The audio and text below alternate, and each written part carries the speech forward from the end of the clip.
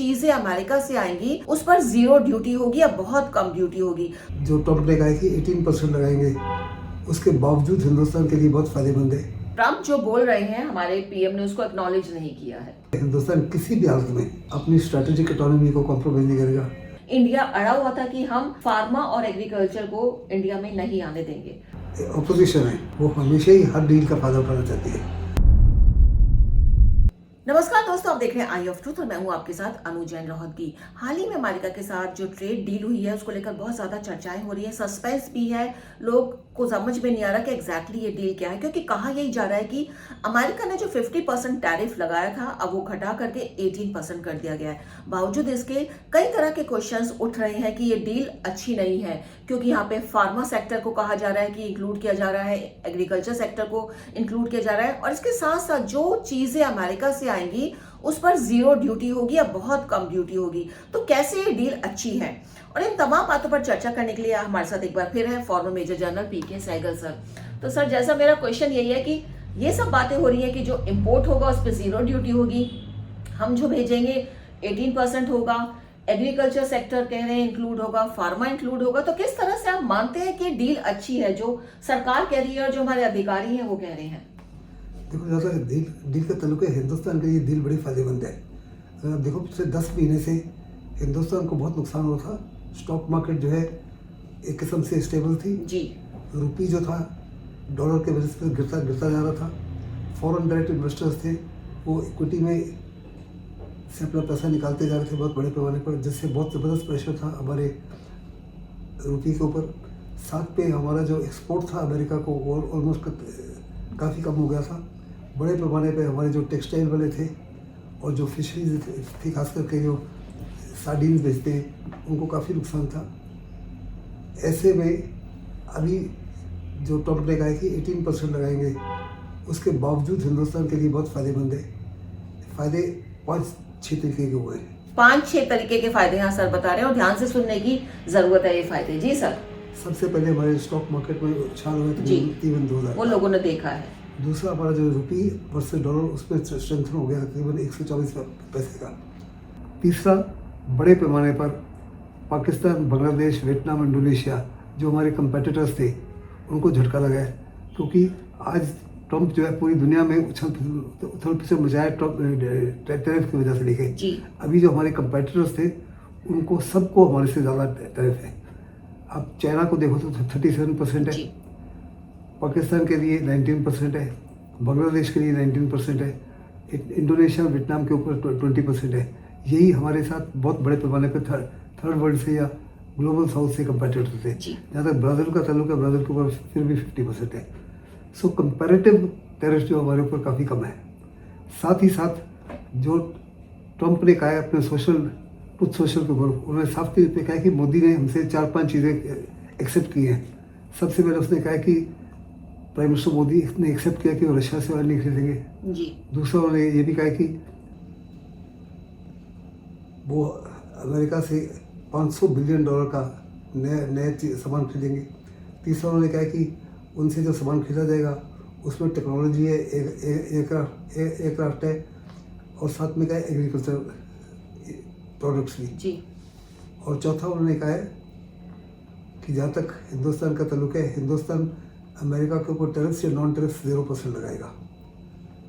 जहाँ तक हमारे प्राइम मिनिस्टर ने अपने ट्विटर के माध्यम से इसका किसी प्रकार का किसी एक का भी जिक्र नहीं किया, एक्नॉलेज नहीं किया। मतलब ट्रम्प जो बोल रहे हैं हमारे पीएम ने उसको एक्नॉलेज नहीं किया है। हिंदुस्तान के प्रधानमंत्री ने साफ तौर पे कहा कि 1.4 बिलियन लोगों की तरफ से मैं आपको धन्यवाद करता हूँ कि आपने हमारा 50% टैरिफ 18% किया है। दूसरा, उन्होंने कहा कि मैं बड़ा खुश हूँ कि आप दुनिया में बड़ा काम कर रहे हैं शांति लाने के लिए, इसके लिए मैं हर प्रकार से आपको सहायता देने के लिए तैयार हूँ।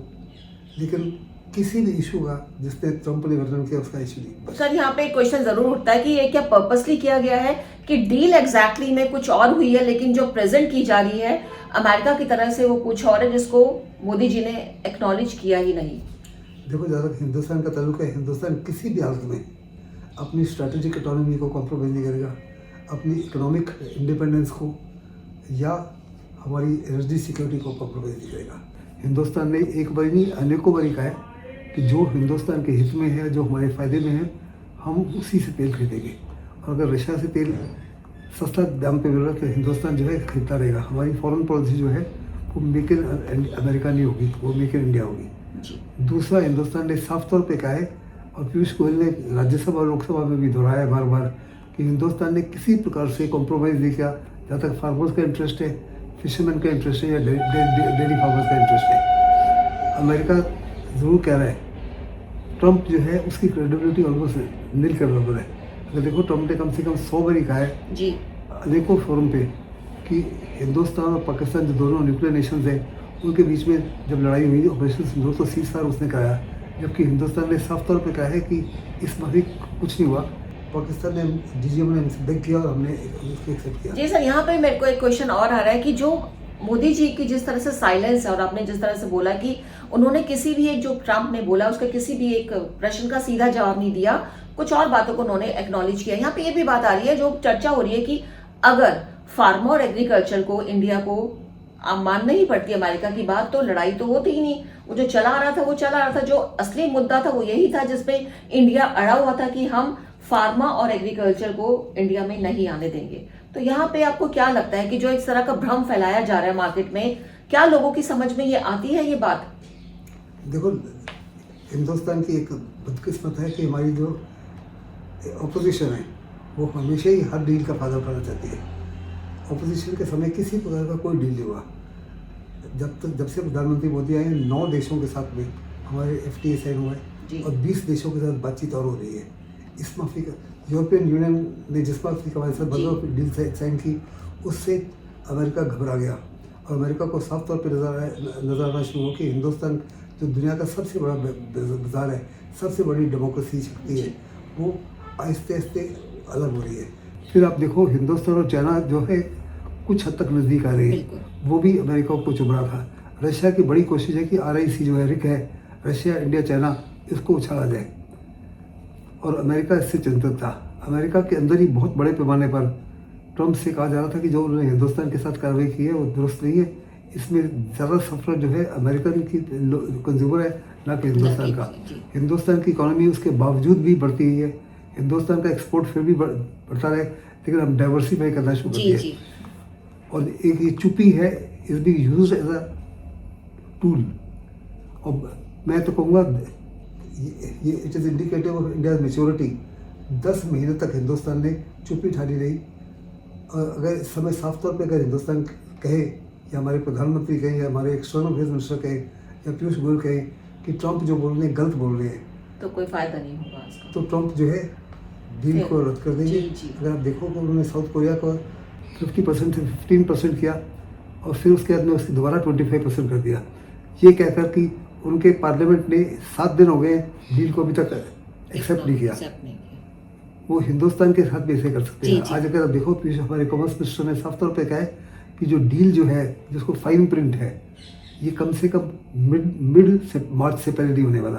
यानी दूसरे लफ्ज़ों में बहुत बड़े पैमाने पर अभी भी काफ़ी समस्याएं हैं, लेकिन ट्रंप को साफ तौर पर नजर आ रहा है कि उनके फायदे में नहीं है, उनके हित में नहीं है।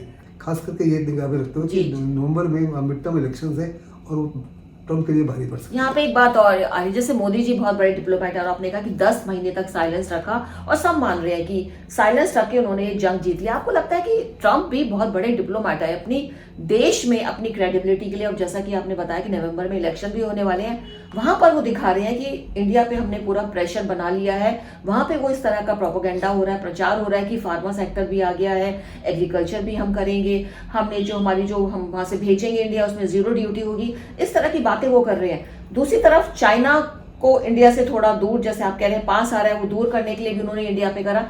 तो ट्रंप भी एक तरह से आपको लगता है डिप्लोमेटिकली पूरे इस डील को ले रहे हैं? देखो, ट्रंप की पूरी कोशिश है कि ऐसी डील साइन की जाए जो अमेरिका के हित में हो। ट्रंप तो बेसिकली एक्सपर्ट हैं इस डील मेकिंग में, लेकिन हिंदुस्तान किसी प्रकार से अपने जो प्रिंसिपल कारण हैं उनको कॉम्प्रोमाइज़ नहीं करेगा। हिंदुस्तान ने बार बार दोहराया है कि अब रशिया के साथ किसी प्रकार से अपने रिश्ते नाते बिगाड़ेंगे नहीं, हम तेल उसी से खरीदेंगे जो हमसे सस्ते दाम में देगा। अभी हमने तेल एनर्जी सिक्योरिटी को कायम रखते हुए 42 नेशंस हैं जिनसे हम ऑयल इंपोर्ट कर रहे हैं, हमने कहा अमेरिका से ज़्यादा ले लेंगे, वेनेजुएला से, लेकिन ये नहीं कहा कि हम रशिया से नहीं लेंगे। एक बात और यहाँ पे आ रही है सर, इस बात पे भी थ्रस्ट दिया जा रहा है कि इंडिया की पॉलिसी जो है तेल को लेकर ये नहीं है कि हम रशिया से लेंगे। इंडिया की पॉलिसी ये है कि तेल उसी से खरीदेंगे जो हमें सस्ता देगा। तो कल को अगर वेनेजुएला से इंडिया को तेल सस्ता मिलता है तो इंडिया वेनेजुएला से लेगा, इसमें क्या प्रॉब्लम है? वेनेजुएला का रेट ऑफ प्रोडक्शन जो है is just about 2 billion. Hindustan 2.7 billion barrels per day import कर रहा था। जो वेनेजुएला का टोटल प्रोडक्शन है उसमें 70% प्रोडक्शन जो है केवल चाइना ले रहा था जी। हिंदुस्तान टोटल इंपोर्ट कर रहा था। आउट ऑफ 45% और 50% जो हम इंपोर्ट करते हैं, टोटल इंपोर्ट 2% था। तो वेनेजुएला इससे ज़्यादातर हिंदुस्तान को तेल बेच नहीं सकता क्योंकि उसकी रेट ऑफ प्रोडक्शन बड़ी कम है। जी जी। और अमेरिका की जो बड़ी बड़ी कंपनीज हैं वो किसी प्रकार से वहाँ इन्वेस्ट नहीं करना चाहती, क्योंकि वो साफ तौर पे कहते हैं कि जो उनकी सारे के सारे जो पिछले 15-20 साल से जब से अमेरिका के सैंक्शन में लगी हैं, सारे के सारे जो है वो रस्टी हो चुके हैं, इक्विपमेंट कम्प्लीटली बर्बाद है। उसको दोबारा करने के लिए $100 बिलियन इन्वेस्टमेंट करना पड़ेगा। और हमको कोई गारंटी नहीं कि ट्रम्प के बाद में वास्तव में वेनेजुएला की जो सरकारें हैं इसको एक्सेप्ट करेंगी या नहीं करेंगी। तो टोटलिटी में आपका मानना है जो ये डील हुई है ये पूरी तरह से इंडिया के हित में है? और जो बातें हैं आपने कहा कि आप बता रहे हैं कि समस्याएं हैं अभी इस डील में, आपने कहा है कि मार्च तक कहा गया है कि सामने आएगी, इसका मतलब है कि कुछ ना कुछ प्रॉब्लम अंदर ही अंदर चल रही है, लेकिन इंडिया कॉम्प्रोमाइज नहीं करेगा, इसलिए डील को बेहतर कहा जा सकता है। देखो, हिंदुस्तान साफ तौर पर कह रहे हैं हमारे MSMEs को बहुत फायदा होगा। हमारे जो रिटेलर्स हैं, खास करके जो टेक्सटाइल इंडस्ट्री वाले हैं, जो ऑटोमोटिव पार्ट्स स्पेयर पार्ट्स बनाते हैं, और फार्मा वाले हैं, उनको बड़ा फायदा होगा। और साथ ही साथ वो कह रहे हैं कि कम से कम $150 बिलियन का ट्रेड का अगले 1-2 साल में अमेरिका के साथ उसका फायदा होगा। जहाँ तक $500 बिलियन का अमेरिका ने प्रोडक्ट का है, वो अगले over a period of last 10 years है। इस समय टोटल जो रशिया से इम्पोर्ट, अमेरिका से इम्पोर्ट है, $45 बिलियन। सो 45 से $500 बिलियन इम्पोर्ट करना is almost 10 years, I know. Is not a possibility. जी। हिंदुस्तान चाह रहा है कि अगले 4-5 साल में टू वे ट्रेड जो है वो $500 बिलियन। तो टोटलिटी में अच्छी डील मानी जाएगी। थैंक यू सर, आपने हमारे चैनल में आए और हमको ये सब जानकारी दी। नमस्कार। हमारे चैनल आई ऑफ ट्रुथ को सब्सक्राइब कीजिए YouTube पर, इसे फॉलो कीजिए Facebook पर, Instagram पर, Twitter पर और कू पर। हमारे चैनल के बारे में फीडबैक देने के लिए हमें मेल कीजिए ioftruth.6@gmail.com पर।